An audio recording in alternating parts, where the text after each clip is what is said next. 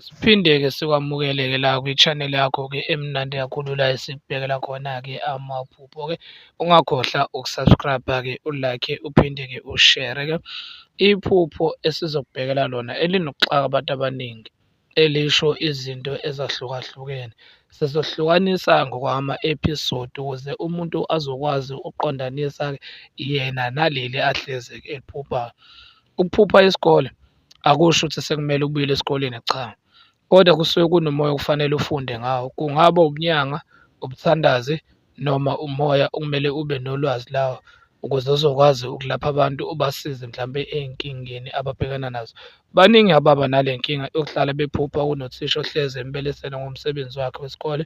Njalo nje umgadile uyamthethisa nokumthethisa uma engasawenzi-ke umsebenzi.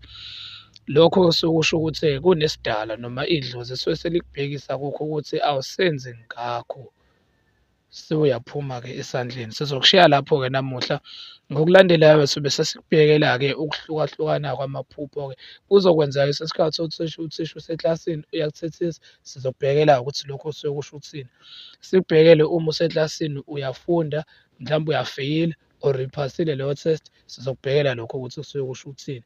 Ikakhulukazi abanye banokuphupha bebhala i-maths, omunye eyiphupha efeyila, omunye-ke eyiphupha eyiphasa-ke. Sizokubhekela nangobulili-ke bothisha-ke abasuke bephambi kwakho-ke.